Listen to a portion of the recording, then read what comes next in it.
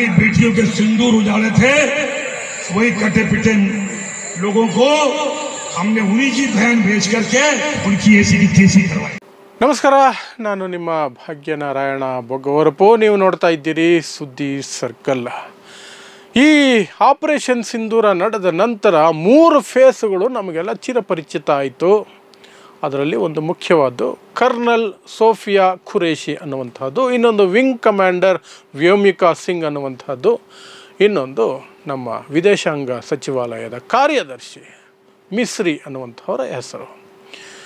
ಖುರೇಷಿ ಅವರು ಮುಸ್ಲಿಂ ಅನ್ನೋ ಒಂದು ಕಾರಣಕ್ಕೆ BJP ಭಕ್ತಗಣ, ಮೋದಿ ಭಕ್ತರು ಅವರೆಲ್ಲರಿಗೂ ಅಸಮಾಧಾನ ಇತ್ತು. ಅದನ್ನು ಸೋಷಿಯಲ್ ಮೀಡಿಯಾದಲ್ಲೂ ತೋರಿಸ್ಕೊಂಡಿದ್ದಾರೆ.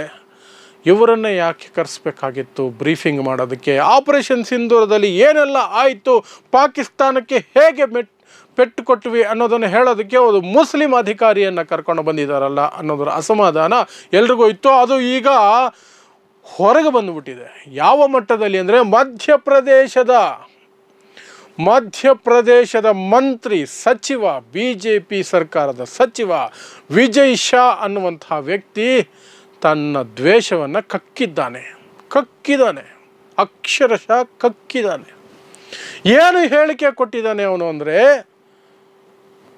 ಕರ್ನಲ್ ಸೋಫಿಯಾ ಖುರೇಷಿ ಪಾಕಿಸ್ತಾನದ ಸೋದರಿ ಅನ್ನೋ ರೀತಿಯಲ್ಲಿ ಕೊಟ್ಟಿದ್ದಾರೆ. ಆ ಮೂಲಕ ಆಕೆ ಉಗ್ರರ ಸೋದರಿ ಅಂದಂಗೂ ಆಗುತ್ತೆ.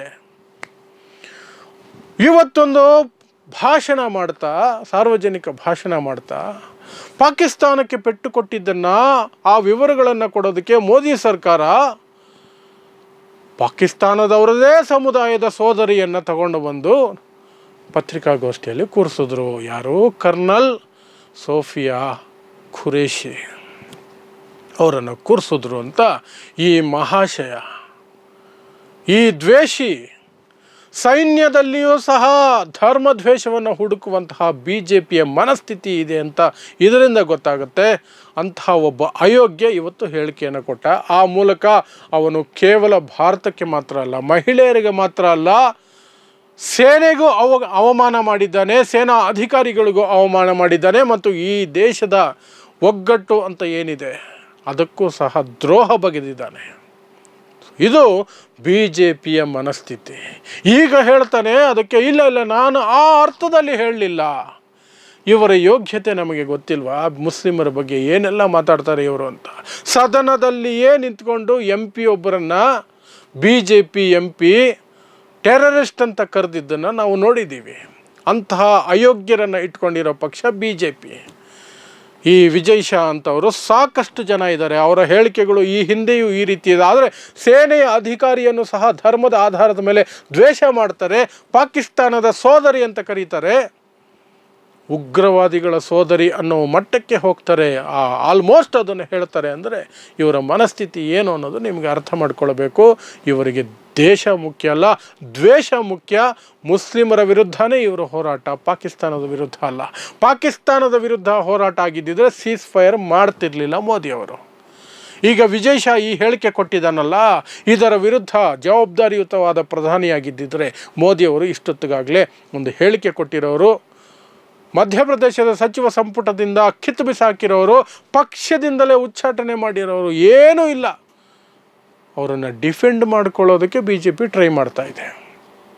ಡಿಫೆಂಡ್ ಮಾಡ್ಕೊಳ್ಳೋಕ್ಕೆ ಏನು, ನಮ್ಮ ದೇಶದ ಸೈನ್ಯದ ಅಧಿಕಾರಿಯೊಬ್ಬರನ್ನು ಧರ್ಮದ ಆಧಾರದ ಮೇಲೆ ಪಾಕಿಸ್ತಾನಕ್ಕೆ ಸಂಬಂಧಿಸಿ ಮಾತನಾಡಿದ್ದಕ್ಕೆ ಏನು ಹೇಳ್ತೀರಿ? ಇಂತಹ ಅಯೋಗ್ಯತನಕ್ಕೆ, ಇಂತಹ ಅಯೋಗ್ಯರಿಗೆ.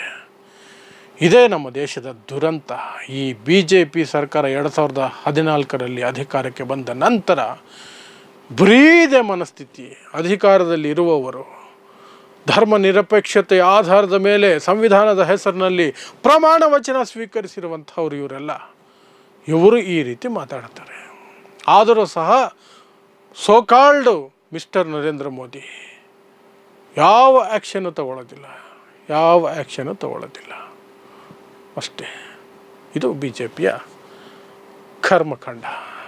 ಇಂತಹದೇ ವಿಶೇಷ ಸುದ್ದಿಗಳಿಗಾಗಿ ನೋಡ್ತಾ ಇರಿ ಸುದ್ದಿ ಸರ್ಕಲ್. ನಾನು ನಿಮ್ಮ ಭಾಗ್ಯನಾರಾಯಣ ಬೊಗ್ಗವರಪು.